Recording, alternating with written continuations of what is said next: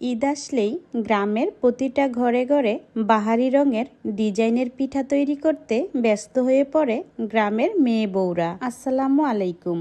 আশা করি তোমরা সবাই ভালো আছো। আলহামদুলিল্লাহ আমিও ভালো আছি। আজকের এই ভিডিওতে আমি তোমাদের সাথে একদম সহজ পদ্ধতিতে বাচ্চাদের পছন্দস্বরূপ একটা পিঠা শেয়ার করব। পিঠাটা তৈরি করার জন্য আমিও বাচ্চাদের মতো ছোট্ট একটা চুলায় ছোট্ট একটা পাতিলে ভাত রান্না করে নিচ্ছি। ভাত রান্না করার জন্য আমি মোটা মোটা চাল নিয়ে নিয়েছি। চিকন চাল নিলেও হবে, তবে মোটা মোটা চাল হলে পিঠাগুলো বেশ ফুলকো ফুলকো হবে। ছোট চুলায় ছোট্ট পাতিলে রান্না করতে গিয়ে আমার সেই ছোটবেলার কথা মনে পড়ে গেল।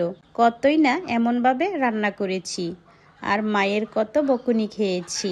আজ আমি মা আর আমার মেয়েও এই ছোট চুলায় ছোট পাতিলে রান্না করে, আর আমি মাঝে মধ্যে বকুনি দেই। আসলে এখন বুঝতে পারি ছোটবেলা মায়ের সেই বকুনিগুলো মায়ের রাগ ছিল না, ছিল মায়ের ভালোবাসা। এ পর্যায়ে ভাতগুলো আমি দুই ভাগে ভাগ করে দুটি ফুড কালার দিয়ে টুকটুকা করে রাঙিয়ে নিয়েছি। একটা হচ্ছে লাল কালার আর একটা হচ্ছে কমলা কালার। এখন নিয়ে নিলাম আতপ চালের কাঁচা আটা, মানে টেলে নেইনি, কাঁচা অবস্থায় নিয়েছি। তারপর পরিমাণ মতো লবণ দিয়ে অল্প অল্প করে পানি দিয়ে গোলাটা খুব ভালোভাবে করে নিচ্ছি। গোলাটা কিন্তু একদম পাতলাও করা যাবে না, আবার অনেকটা গাঢ়ও করা যাবে না, মিডিয়াম করে তৈরি করতে হবে। তারপর নিয়ে নিলাম কলা পাতা।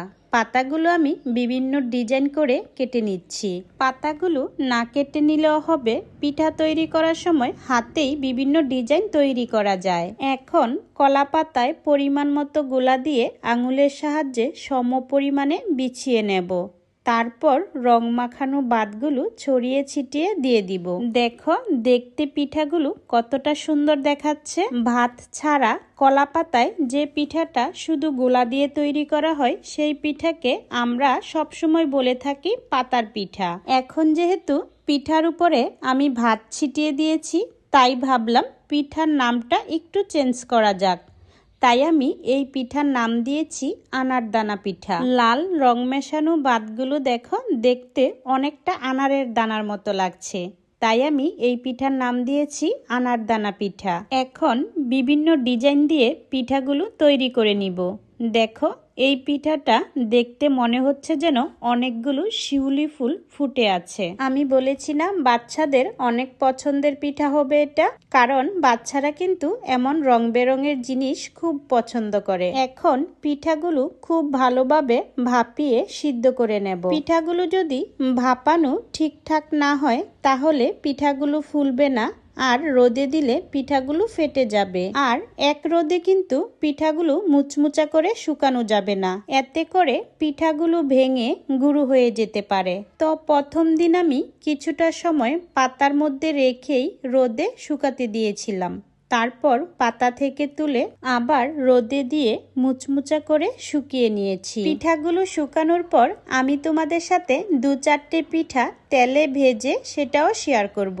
নয়তোবা অনেক আপু ভাইয়ারা বলবে আপু পিঠাগুলো ভাজার পর কেমন হয়েছে দেখতে চাই, তাই আমি এই কাজটা একসাথেই করে দিচ্ছি। দেখো পিঠাগুলো ভাজার পর ঠিক এমন হয়েছে, তবে এই পিঠাটা একটু পোড়া পোড়া হয়ে গেছে।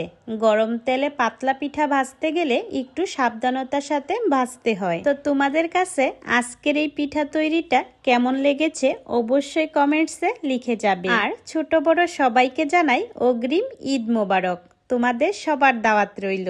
তো ভিডিওটা আজ এই পর্যন্তই। ভালো থেকো সবাই। আল্লাহ হাফেজ।